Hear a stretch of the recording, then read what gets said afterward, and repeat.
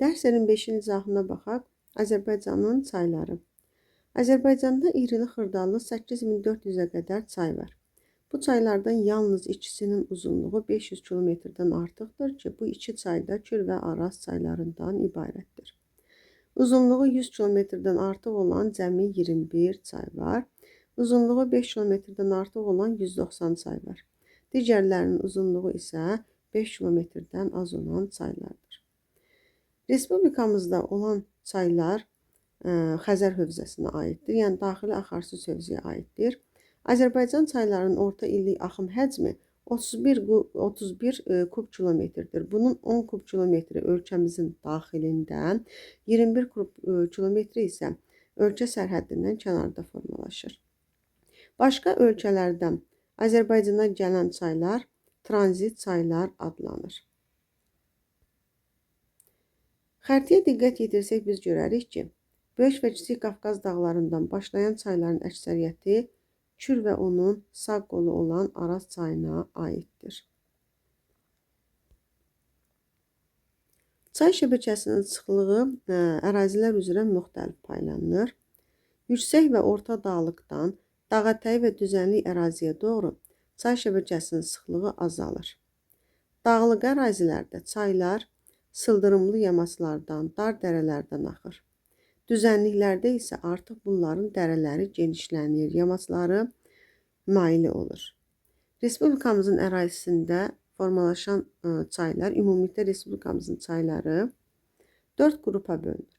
Böyük Qafqazın Şimal-Şərq yamacının çayları, Qobustan-Abşeron çayları, Talış dağlarının çayları və Kür çayı hövzəsinin çayları. Böyük Qafqazın Şimal-Şərq yamacının çayları Baş Qafqaz silsiləsindən başlayır və birbaşa Xəzər dənizinə tökülür. Və bu çaylarda kanyonvari dərələr əmələ gəlir. Abşeron-Qobustan çayları. Burada iqlim quraqdır. Buna görə də çay şəbəkəsi zəif inkişaf etmişdir. Bu çaylar da Xəzər dənizinə tökülür, amma ilin isti dövründə quruyurlar. Talış dağları. Talış dağlarından axan çaylarda, bu çaylarda Cursulu çaylar sırasına aiddir. Çünki burada yağıntı ilə əlaqədardır və bunlar da birbaşa Xəzər dənizinə tökülür. Kür hövzəsinin çayları. Bu çaylara Böyük Qafqazın cənub yamacından axan çaylar, Kiçik Qafqaz dağlarından axan çaylar aiddir. Respublikamızın çayları qidalanma xüsusiyyətinə görə daimi axarlı və quruyan çaylara bölünür. Müxtəlif mənbələrdən qidalanan çaylar, məsələn Kür, Araz, Samur, Qusar kimi çaylar daimi axarlı çaylardır. Amma qidasında daha çox yağış suları olan çaylar, Pirsad, Sumqayıt, Ceyrankeçməz isə quruyan çaylardır. Bunlar körmənsəbli çaylar da adlanır, yəni suyunu su tutara çatdıra bilmir. Çay ümumilikdə yalnız bir mənbədən qidalanmır. Həm yağış, həm qar, həm yeraltı, yəni qarışıq qida mənbəyinə malik olur. Amma qidasında daha çox yağış suları təşkil edən çaylar Pirsad, Sumqayıt, Ceyrankeçməzdir ki, bunlar da yayda quruyurlar. Dağlıq ərazidən axan çaylar isə daha çox cursulu olmaları ilə seçilirlər. Azərbaycanda var bir də şəlalələr. Əsas şəlalələr Dəmiraparan çayı üzərindəki Mucuq şəlaləsi, Katex çayı üzərində Katex şəlaləsi, Vəlvələ çayı üzərində Afurca şəlaləsidir. Bundan başqa Respublikamızda Quba, Qusar, Qax Yardımlı kimi rayonlarda da şəlalələr çoxdur. Şəlalə ümumilikdə dağlıq ərazilərdə mövcuddur. İsti aylarda qısa müddətli leysan yağışların nəticəsində çayın suyu kəskin artır və sel hadisəsinin yaranmasına səbəb olur. Seldə su kütləsinin 65-70%-ni bərk maddələr təşkil edir, qalanını su təşkil edir. Sel qəfil yaranır, böyük sürətlə hərəkət edir. Adətən 30-40 dəqiqədən bir neçə saata qədər davam edə bilir. Sel axını güclü olur, gürültülü olur və qarşısına çıxan hər bir şeyi özü ilə axıdıb apara bilir. Sellər palçıqlı, daşlı palçıqlı və daşlı sellər olmaqla 3 qrupa bölünür. Palçıqlı sellər cilli, yumşaq süxurların üstünlük təşkil etdiyi ərazilərdə yayılmışdır. Bura Qobustan, Naxçıvan, Acınoxur, Ceyrançöl aiddir. Daşlı palçıqlı sellər isə Böyük Qafqazın cənub yamacında daha çox Tala çay, Muxax çay, Kürmük çay, Kiş çay, Şin çay, Dəmiraparan çayda rast gəlinir. Sellərin qarşısını almaq tam mümkün deyil, amma nisbətən təhlükəni azaltmaq mümkündür. Bunun üçün çayın üzərində hidrotexniki qurğular qurulur, yəni sel ötürən qurğular. Fitomeliorativ tədbirlər həyata keçirilir, xüsusilə meşə massivləri salınır. Məsələn, Dəmiraparan çayı, Kiş çayı, Ordubad çaylarda belə tədbirlər həyata keçirilmişdir. Azərbaycanda olan əsas çaylar. Ən böyük çay Kür və Araz çaylarıdır. Kür çayı Cənubi Qafqazın ən böyük çayıdır. Mənbəyini Türkiyədən götürür, Qızılgədik dağından 2740 metr yüksəklikdən götürür. Çayın ümumi uzunluğu 1515 kilometrdir. Bunun 906 kilometr Azərbaycan ərazisindədir.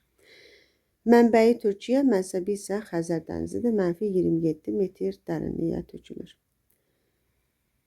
Deməli, Kür çayının düşməsini tapsaq, 2740 metr, -27 metr. Yəni, bunlar arasındakı fərqi tapsaq, bunlar toplanırlar. 2767 metr düşməsi olar.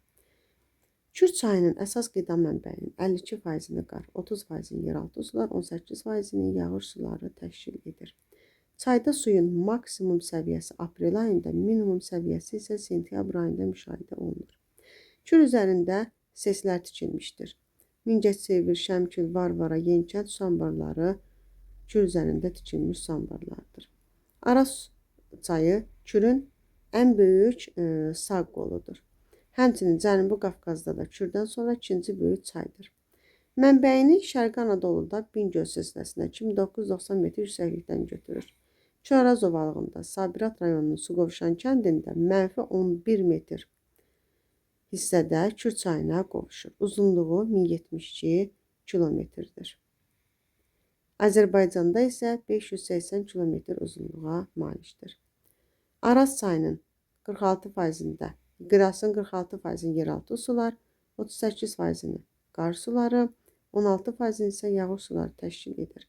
Çayda maksimum səviyyə may ayında, minimum səviyyə isə avqust ayında müşahidə olunur. Araz çayı üzərində Araz, Xudafərin su anbarı, Bəhrəmtəpə, Minmuğan, Qızqalası su qovşaqları tikilmişdir. Sonra Azərbaycanın daha böyük çaylarından Qanıq çayını misal göstərə bilərik. Gürcüstan ərazisindən başlayır. Kürün ən böyük sol qolu Qanıq çayıdır. Uzunluğu 413 kilometrdir. Bundan başqa Qabırlı çayı, bu da Gürcüstan ərazisindən başlayır və Araz çayına, üzr istəyirəm, Kür çayına, yəni Kür çayı üzərində Mingəçevir su anbarına tökülür. Digər böyük çay isə Samur çayıdır. Samur çayı Rusiya ilə sərhədimizi təşkil edir. Dağıstanda 3600 metr yüksəklikdə Kuton dağı zirvəsindən başlayır. Samur çayı birbaşa Xəzər dənizinə tökülür. Uzarında Samur-Abşeron su kanalı çəkilmişdir. Tərtər çayı Qarabağ vulkanik yaylasından başlayır. Çaydan həm suvarmada, həm enerji məqsədi ilə istifadə olunur. Sonra Böyük Qafqazın şimal-şərq yamacından axan çaylar. Burada Samur istisna olmaqla digərləri hamısı Azərbaycan ərazisində formalaşır. Qusar, Quru, Qudyal, Qara, Vəlvələ, Şabran, Gilgil, Ata çayı misal göstərə bilərik. Qobustan-Abşeronun çayları. Bu çaylarda da orta və alçaq dağlıqda yerləşən hissələr aiddir. Əsasən yağış suları ilə qidalanır. Sumqayıt, Pirsad, Ceyran-Keçməl, Stal çayı bu çaylara aiddir. Lənkəran vilayətinin çayları da sıx çay şəbəkəsinə malikdir. Mənbəyini Talış dağlarından götürür. Əsas Bolqar çayı, Viləş çayı, Lənkəran çayı, Təngərüd çayı aiddir. Lənkəran çaylarında Bolqar çaydan başqa digərləri Xəzər dənizinə tökülür.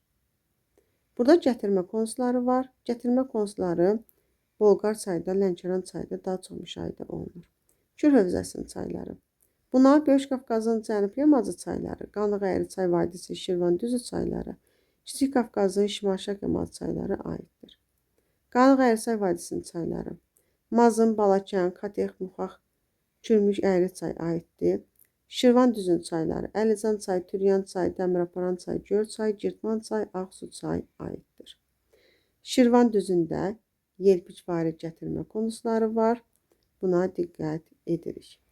Sonra qidalanma mənbələrinə baxırıq. Qar və buzlaqla qidalananlar Yəni dağlıq hissələrdən başlayan çaylardır. Samur, Qusar, Quru, Qudyal, Oxçu, Gilan. Gilan çayı Naxçıvandadır. Naxçıvanda yalnız Gilan çay qar və buzlaqla qidalanır. Digər çaylar qar buzlaqla qidalanmır. Yeraltı sularla qidalanan çaylar: Tərtər, Türyan, Tikanlı, Bərgüşad, Kürək çay, Araz çay, Akstafa çay, Şəmkir, Gəncə və s. Yağış suları ilə qidalanırlar. Əsasən Qobustan, Abşeron çayları, Ceyran, Keçmə, Sumqayıt, Astara, Təngərud. Sonra Naxçıvan, üzr istəyirəm, Lənkəran bölgəsinin çayları. Lənkəran çay, bunlar yağış suları ilə qidalanır. Kiçik Qafqazın şimal-şərq yamacı çayları.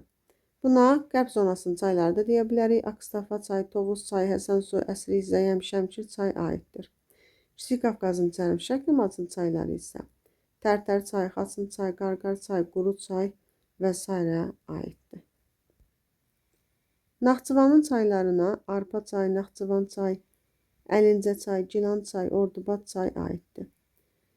Azərbaycana qonşu ölkələrdən daxil olan çaylar tranzit çaylardır. Tranzit çaylara Kür, Araz, Samur, Qanıq, Qabırlı, Arpa çayı, Tovuz çayı, Akstafa, Oxçu çayı misal göstərə bilərik.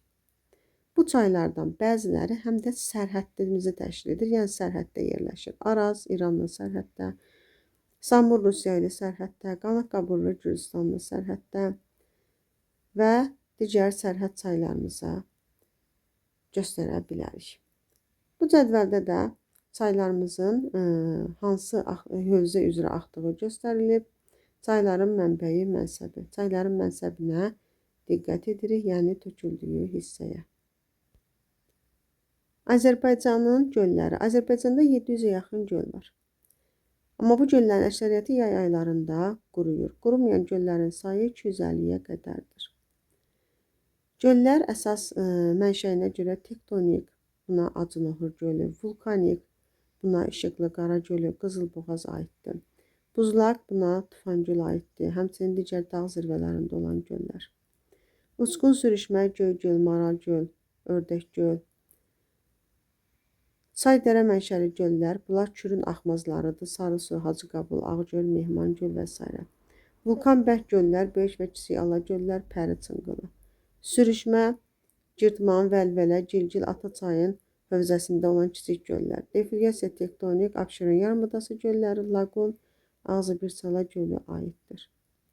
Abşeron yarımadasında yerləşən Böyük Şor, Masazır, Binəqədi və s. göllər həm Xəzərin qalıqları olduğu üçün relik mənşəli göllər hesab olunurlar. Amma çuxurunun yaranmasına görə isə tektonik göllər adlanır.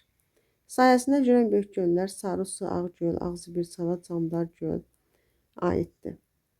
Göllər öz su həcminə görə də nisbətən böyük, orta və kiçik həcmli göllərə bölünür. Suyunun həcminə görə Sarısı, Ağgöl, Ağzıbirçala, Göygöl, Böyük Alagöl, Hacıqabul və s. göllər xüsusilə fərqlənir. Yəni suyunun səviyyəsi fərqlənən göllərdir. Suyunun minerallaşmasına görə də şirinsulu və şorsulu göllər ayrılır. Rütubətlənmə əmsalının birdən yüksək olduğu dağlıq hissələrdə göllər axarlı və şirinsuludur. Amma dağətəyi hissələrdə, düzənliklərdə şorsulu, həm də şirinsulu gölləri görə bilərik. Respublikamızın ərazisində ən böyük şorsulu göllər Ağzıbirçala, Acınohur, Böyük Şor, Masazır, Kürdəxanı, Binəqədi gölləridir. Kürün axmazlarında Sarısu, Hacıqabul, Ağgöl kimi göllər şirinsulu mənşəli olsa da, amma burada minerallaşma nəticəsində buxarlanma qabiliyyətinin çox olmasına görə artıq şorsulu göllər hesab olunur. Cədvələ diqqət yetirsək, göllər, mənşəyi, yerləşdiyi ərazini görə bilərik. Məsələn, Sarısu çay dərə mənşəlidir. Deməli, şordur. Vaxtı ilə şirinsulu olsa da hazırda şorsuludur. İmişli, Sabirabad rayonlarına düşür. Bu şəkildə digər göllərin də yerləşdiyi əraziləri göstərə bilərik.